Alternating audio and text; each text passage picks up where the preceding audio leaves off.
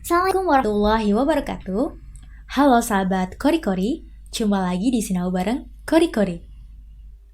Oh ya, sebelumnya selamat ya buat teman-teman yang sudah dinyatakan lolos CPNS tahun ini.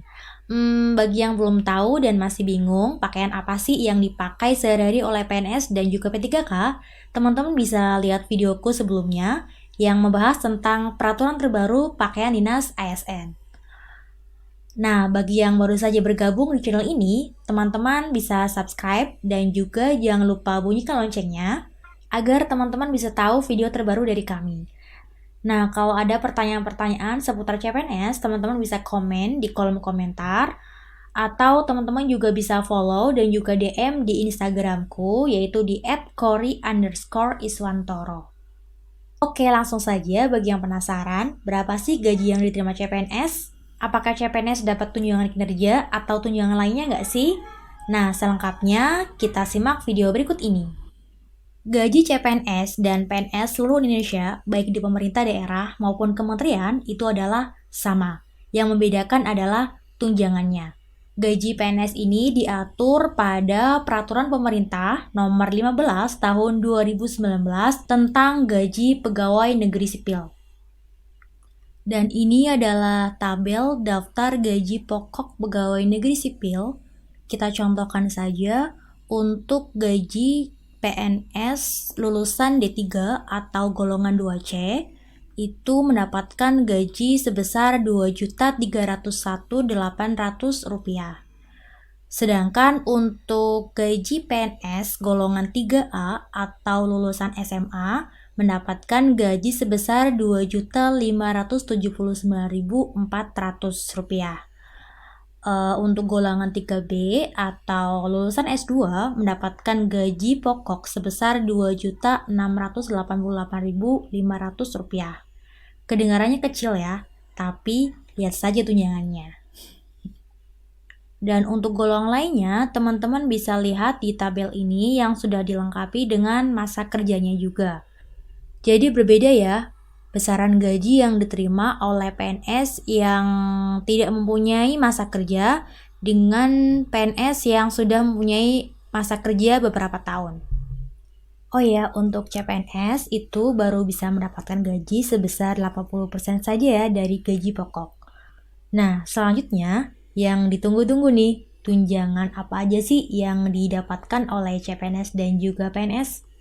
Tunjangan yang pertama yaitu tunjangan suami atau istri. Bagi PNS atau CPNS yang sudah menikah mendapatkan tunjangan sebesar 10% dari gaji pokok.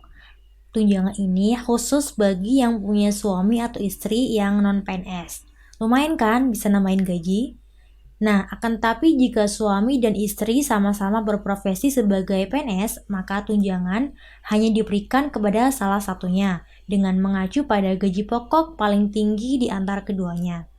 Besaran tunjangan ini diatur dalam PP nomor 51 tahun 1992. Tunjangan selanjutnya yaitu tunjangan anak sebesar 2% dari gaji pokok. Untuk setiap anak dengan maksimal anak yang diberikan tunjangan adalah sebanyak 2 orang anak. Syarat untuk mendapatkan tunjangan anak ini adalah anak berumur kurang dari 18 tahun dan belum menikah. Tunjangan yang ketiga yaitu tunjangan beras. Tunjangan beras diberikan dalam bentuk uang sebesar Rp72.420 per jiwa. Yang keempat yaitu tunjangan fungsional umum bagi jabatan pelaksana untuk golongan 1 sebesar Rp175.000, sedangkan untuk golongan 2 sebesar Rp180.000 dan golongan 3 sebesar Rp185.000. Tunjangan umum ini diberikan kepada CPNS dan PNS yang tidak menerima tunjangan jabatan struktural, tunjangan fungsional, atau tunjangan yang dipersamakan dengan tunjangan jabatan. Tunjangan berikutnya yaitu tunjangan makan. Besaran tunjangan makan diatur dalam PMK nomor 32 tahun 2018. Dalam aturan ini dijelaskan bahwa PNS golongan 1 dan 2 mendapatkan uang makan sebesar Rp35.000 per hari. Sedangkan untuk golongan 3 mendapatkan Rp37.000 per hari dan golongan 4 sebesar Rp41.000 per hari. Akan tapi tunjangan makan ini biasanya diberikan untuk CPNS dan PNS di kementerian. Ya, selanjutnya adalah tunjangan kinerja atau istilahnya tukin atau biasanya kalau di pemerintah daerah itu namanya TPP.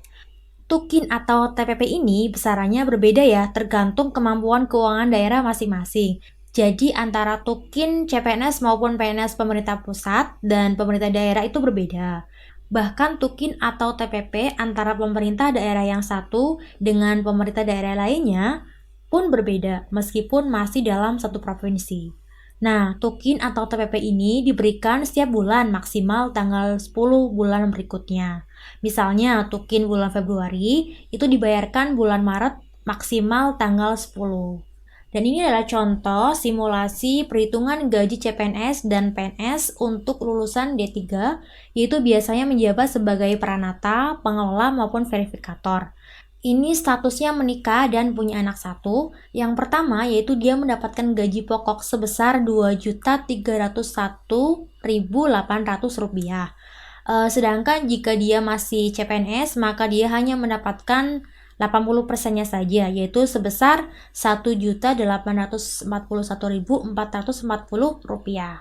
Kemudian selanjutnya adalah karena dia sudah menikah, maka dia mendapatkan tunjangan suami atau istri sebesar 10%-nya dari gaji pokok. Selanjutnya karena dia sudah punya anak satu, maka dia mendapatkan tambahan tunjangan anak sebesar 2% dari gaji pokok. Selanjutnya yaitu tunjangan beras sebesar Rp72.420